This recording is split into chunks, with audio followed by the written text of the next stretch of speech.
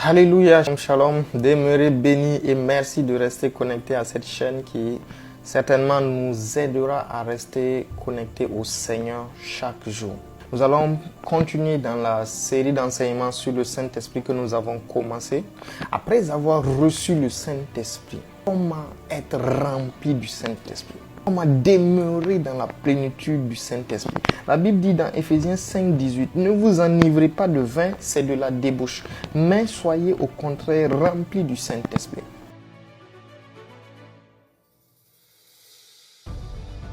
Donc si être rempli du Saint-Esprit est comparé comme à se saouler, ça veut dire qu'il y a une part que le chrétien a à jouer dans comment être rempli du Saint-Esprit. Ça veut dire que toi et moi, nous avons une part à jouer pour être rempli de l'Esprit de Dieu. Sinon, Dieu ne nous dirait pas « Soyez remplis du Saint-Esprit ».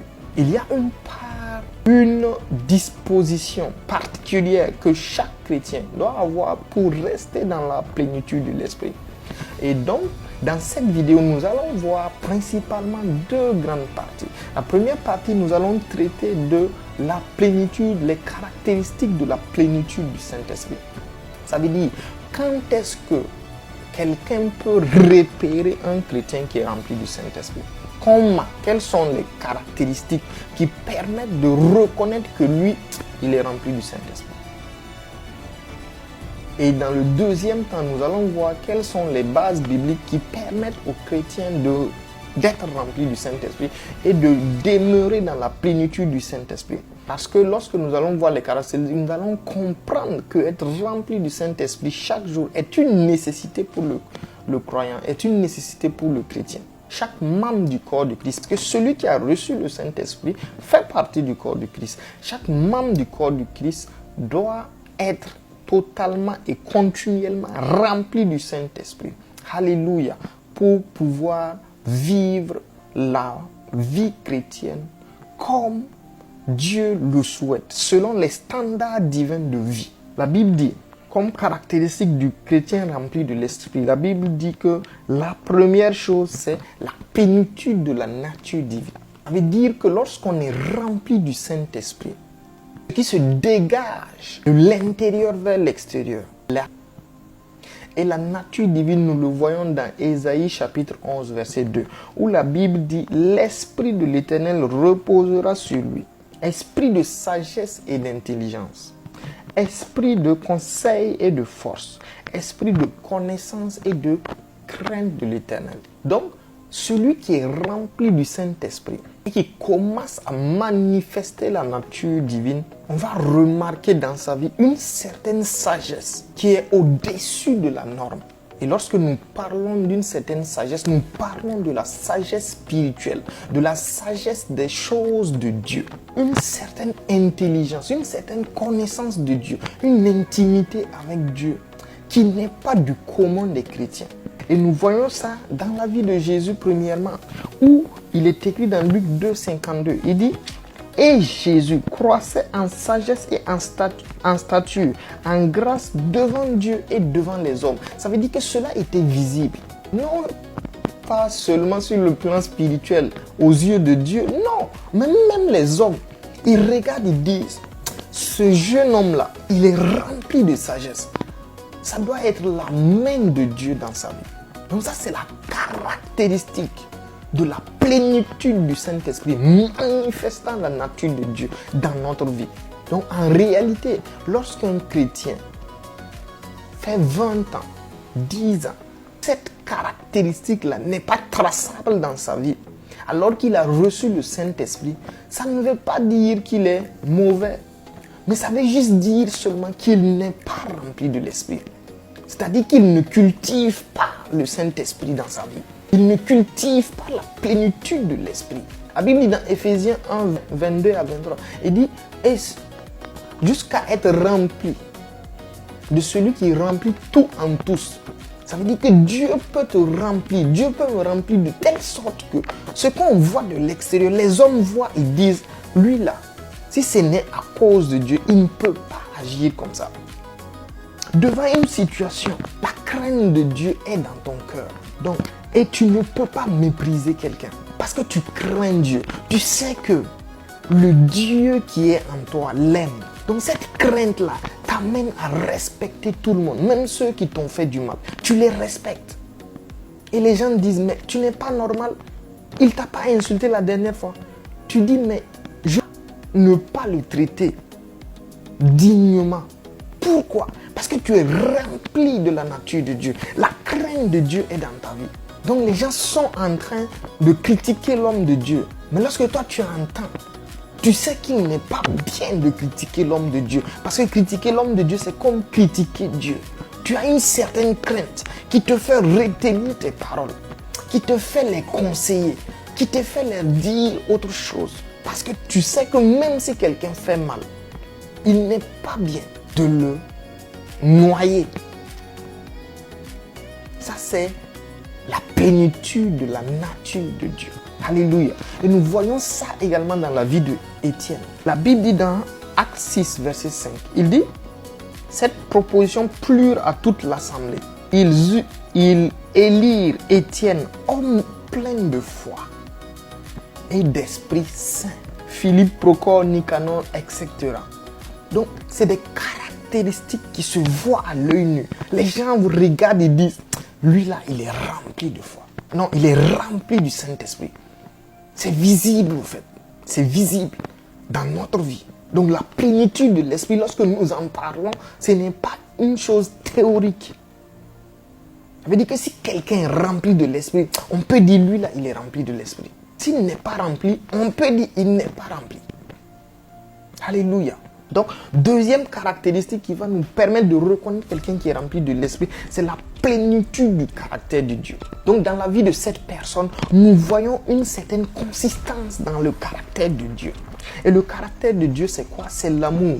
Galates 5, 22. La Bible dit, mais le fruit de l'Esprit, c'est l'amour, c'est la joie, c'est la paix, c'est la patience, c'est la bonté, c'est la bénignité, c'est la fidélité, c'est la douceur, c'est la foi, c'est la tempérance. Donc, tous les fruits de l'Esprit matérialisent le caractère de Dieu. Donc, quelqu'un qui est rempli du Saint-Esprit est rempli du fruit de l'Esprit. La personne fait des sacrifices. La personne est remplie de foi, comme nous l'avons vu avec Étienne. De patience, de bonté. On ne sait pas pourquoi, mais on sait que lui là, il est bon.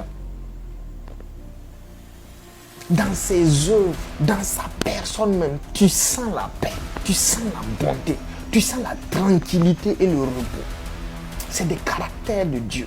Lorsque quelqu'un est rempli de l'Esprit, le Saint-Esprit transmet cette plénitude-là aux chrétiens, en sorte que le chrétien lui-même soit visible par cela, que soit des caractères manifestes dans sa vie. Donc ça, c'est quelqu'un qui se laisse remplir par le Saint-Esprit. Et la Bible nous dit dans Exode 34, verset 6, « Et l'Éternel passa devant Moïse et s'écria, Éternel, l'Éternel, Dieu miséricordieux et compatissant, lent à la colère, riche en bonté et en fidélité. » C'est le caractère de Dieu. Il est bon. Quand un chrétien commence à manifester la bonté, ça veut dire que le Saint-Esprit commence à le remplir de ce caractère. Parce que nous sommes des vases qui avons reçu le Saint-Esprit. Et c'est de jour en jour, parce que nous communions avec le Saint-Esprit, il commence à nous imbiber de sa personne. Il commence à nous imbiber de sa nature. Il commence à nous imbiber de son caractère. Et c'est par ça que nous serons maintenant reconnus par les hommes.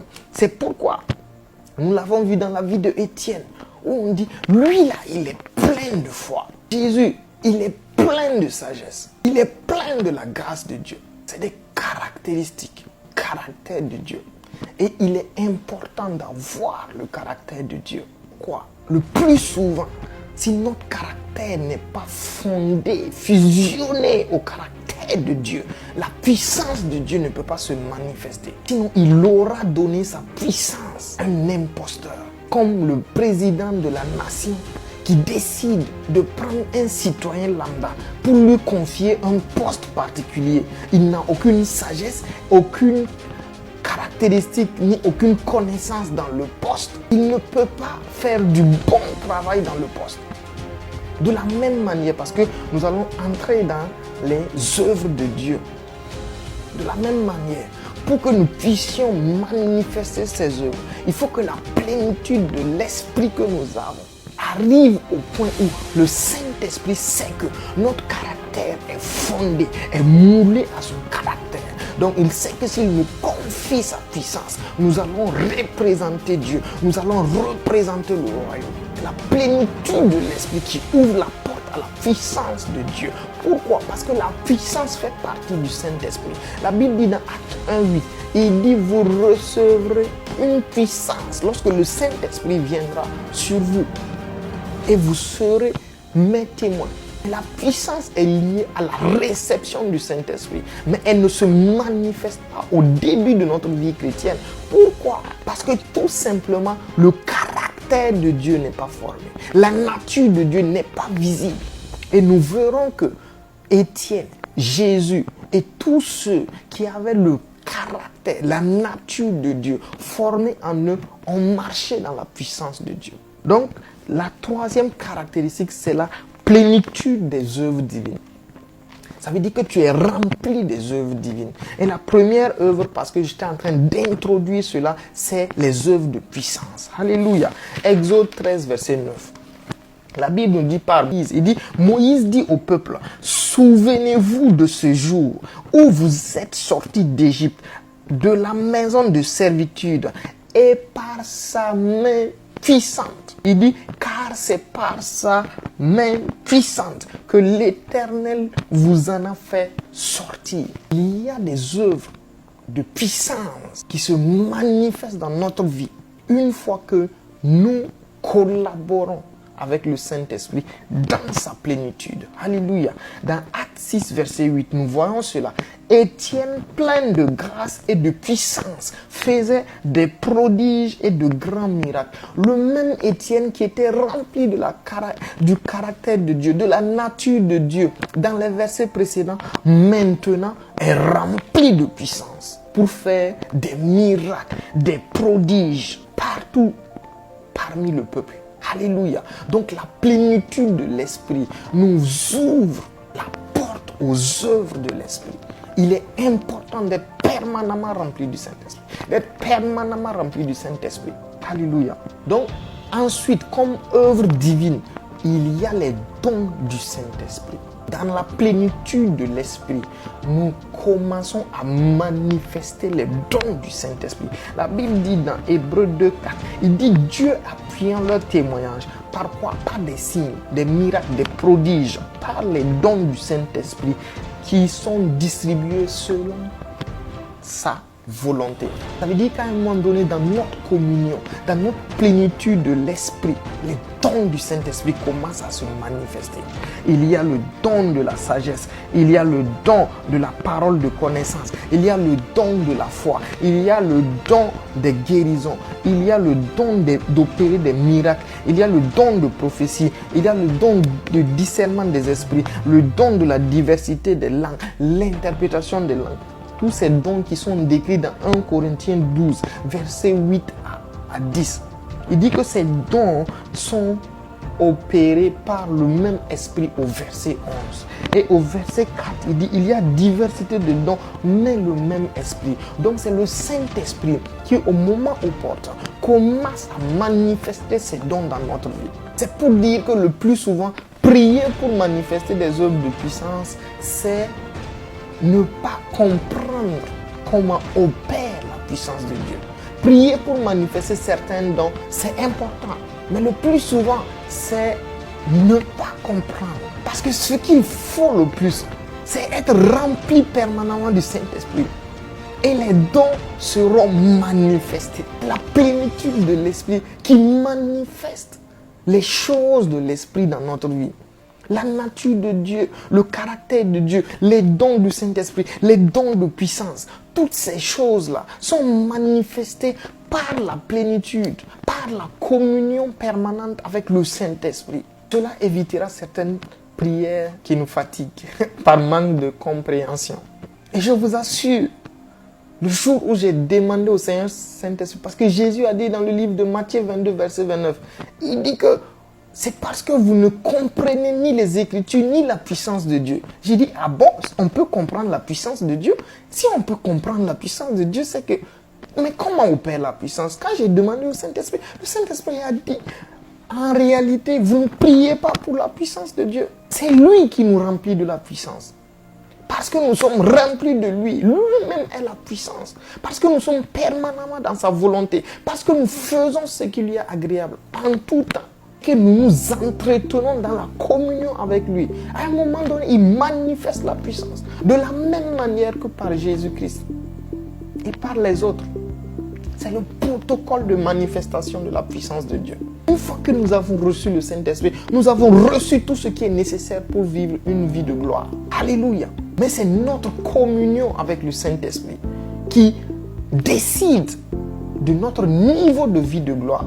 Du niveau de gloire, de la gloire de Dieu dans notre vie est décidé par nous-mêmes.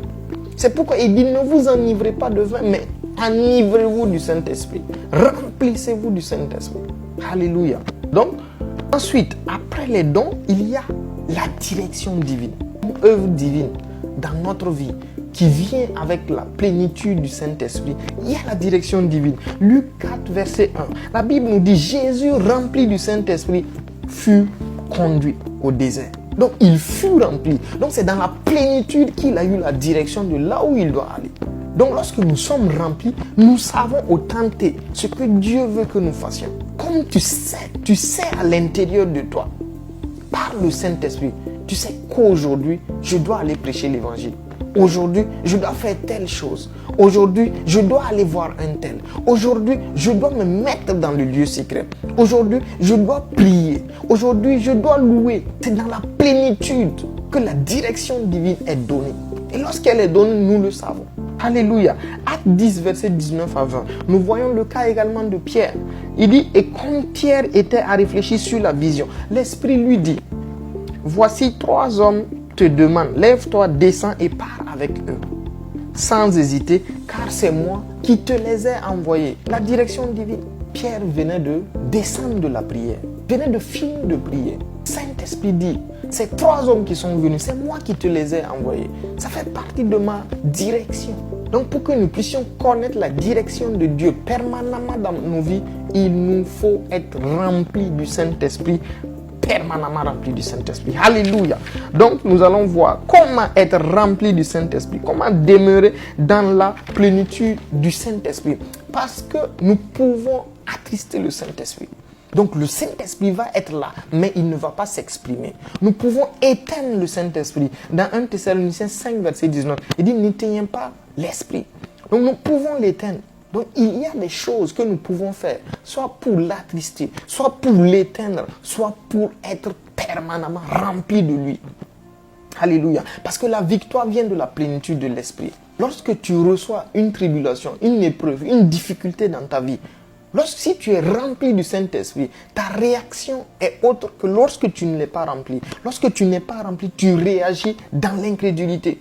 Mais lorsque tu es rempli du Saint-Esprit, tu réagis par la foi. Si c'est devant des symptômes, tu réagis par la foi et tu détruis les symptômes. Si c'est devant une crise financière, tu réagis par la foi et tu commandes la provision de Dieu. Lorsque tu n'es pas rempli, lorsque ça vient, tu commences à pleurer. Tu commences à pleurnicher parce que tu n'es pas rempli. Je ne suis pas rempli.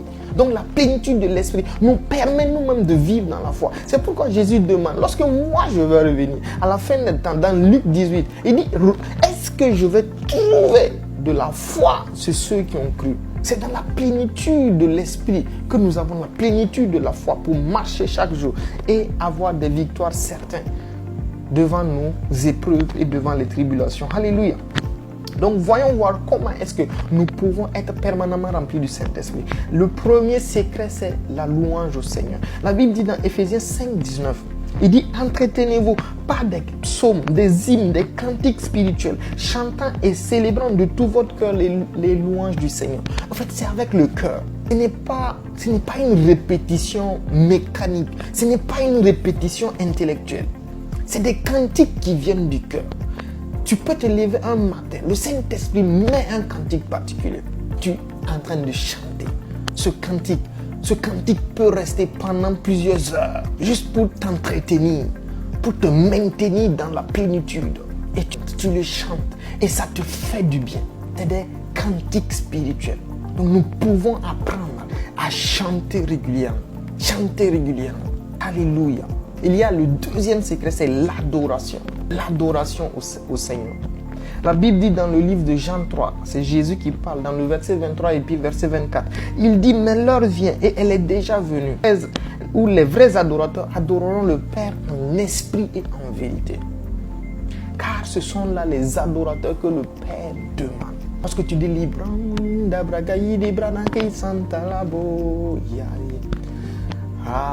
adorons le Seigneur, notre Dieu. C'est de tout ton cœur et tu relâches des adorations au Seigneur. Ça te remplit du Saint-Esprit et ça te fait du bien. Ça te maintient dans une certaine classe. Tu es au ciel parce que Dieu siège dans la louange et dans l'adoration de son peuple. Donc il te remplit, il me remplit. Alléluia. Il y a la prière, et tout la prière en langue. La Bible dit dans le livre de Jude 1, verset 20. Il dit, pour vous bien-aimés, vous édifiant vous-même sur votre très sainte foi et en priant par le Saint-Esprit. Lorsque tu tu fais 3 heures, 6 heures, 9 heures, tu es en train de prier en esprit. Tu es en train de te recharger, tu es en train de te revigorer, tu es en train de te construire en esprit, tu es en train de te remplir du Saint-Esprit. Parce que c'est le moyen le plus aisé pour te recharger. Donc, le temps de Dieu secret, chaque jour, si tu n'as pas le temps, tu es dans ton lieu de travail, en travaillant, tu es dans ta cuisine, tu es sur le chemin,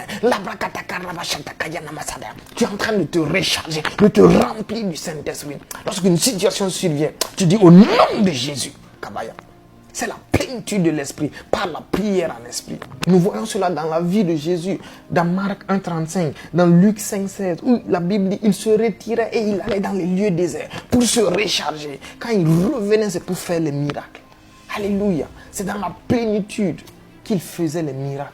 Et il y a la parole de Dieu, il y a la méditation, la pratique de la parole de Dieu. La Bible dit dans Éphésiens 6, verset 17, dit, prenez aussi le casque du salut et l'épée de l'esprit qui est la parole de Dieu. La nourriture de l'esprit, c'est la parole de Dieu. Lorsque tu médites la parole de Dieu, comme le dit 1 Pierre 2, verset 2, il dit, comme des enfants bien-aimés, désirer le lait spirituel et pur de la parole de Dieu. Lorsque tu désires, tu médites la parole de Dieu, tu es permanemment rempli parce que tu donnes de la nourriture au Saint-Esprit qui te remplit en retour. Alléluia. Donc le désir, la méditation, la soif et la faim de la parole de Dieu nous gardent dans la plénitude de l'Esprit. En sorte que nous pouvons à chaque instant marcher dans le Saint-Esprit, par le Saint-Esprit, avec le Saint-Esprit. Alléluia. Donc lorsque nous finissons de méditer, nous pratiquons parce que c'est la pratique qui révèle la réalité de la parole. Alléluia. Prie le Seigneur que tu démarres dans une plénitude extraordinaire du Saint-Esprit chaque jour. Que cette grâce du lieu secret permettant de garder la plénitude du Saint-Esprit te soit accordée au nom de Jésus-Christ. Si tu n'étais pas sauvé et que tu veux faire de Jésus ton Seigneur et ton Sauveur, prie avec moi.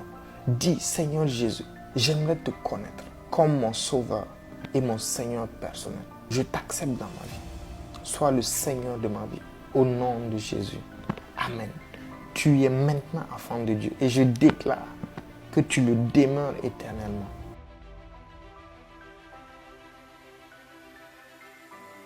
Au nom de Jésus. Demeurez bénis. Shalom, shalom et à la prochaine.